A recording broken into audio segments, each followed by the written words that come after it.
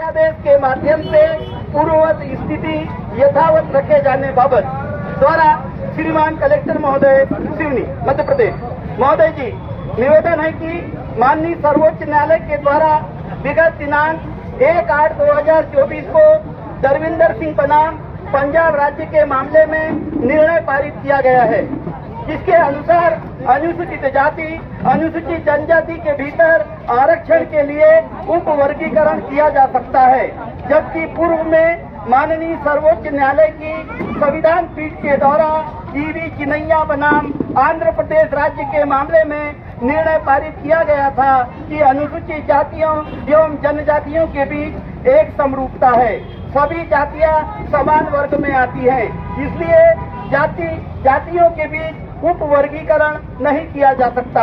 परम पूज्य डॉक्टर बाबा साहब अम्बेडकर के द्वारा रचित भारतीय संविधान के भाग 3 मूल अधिकार में समता का अधिकार प्रदान किया गया है।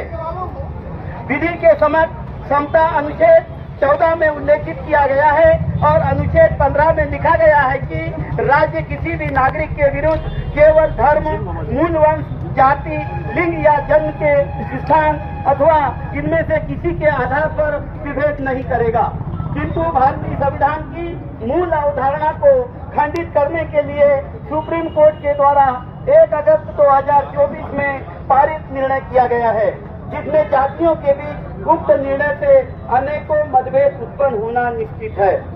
हम अनुसूचित जाति अनुसूचित जनजाति के लोग आपस में एकता और अखंडता को विभेद नहीं करना चाहते और हम आपस में एकता और अखंडता बनाए रखना चाहते हैं और माननीय सर्वोच्च न्यायालय के द्वारा पारित निर्णय को निरस्त किए जाने की मांग संविधान के अनुच्छेद 341, 342 के तहत अनुसूचित जाति अनुसूचित जनजाति को उनकी जनसंख्या के अनुपात में आरक्षण की व्यवस्था कराई जाए तथा संविधान की 9वीं अनुसूची में रखे जाने की मांग के साथ 12 सूत्री मांगों का ज्ञापन महामहिम राष्ट्रपति महोदया को जिला कलेक्टर के प्रतिनिधि के माध्यम से प्रेषित करते हैं। हमारी प्रमुख मांगे आरक्षण का वर्गीकरण एवं क्रीमी लेयर का निर्णय तत्काल निरस्त किया जावे। नंबर 2, 1 अगस्त 2024 का सुप्रीम कोर्ट का फैसला तत्काल रद्द करते हुए अध्यादेश के माध्यम से पूर्ववत आरक्षण यथावत किया जावे। नंबर 3, पुनः पेक्ट रद्द किया जावे। नंबर 4, कॉलेजियम व्यवस्था जजों द्वारा जजों की नियुक्ति की प्रक्रिया को समाप्त करने के लिए संविधान में नियमानुसार नियम बनाए जावे।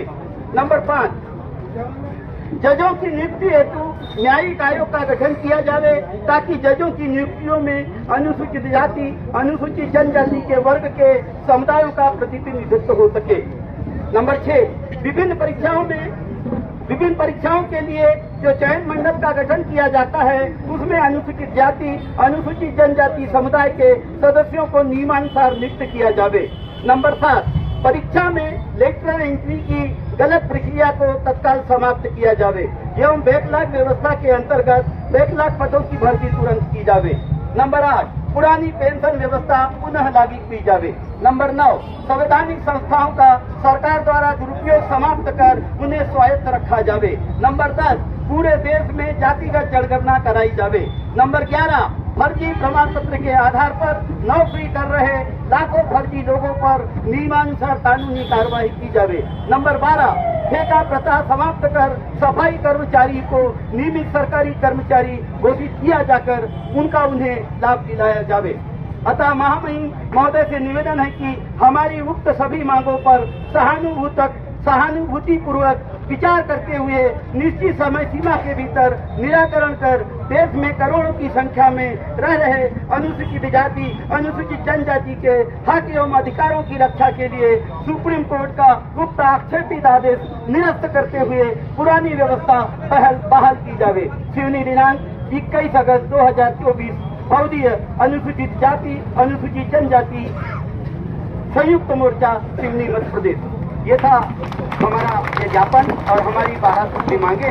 हम जिला कलेक्टर के प्रतिनिधि हमारे बीच में एडीएम महोदय उपस्थित हैं, उन्हें 2 कापियां माननीय राष्ट्रपति महोदय की और प्रधानमंत्री महोदय की भेंट कर रहे हैं।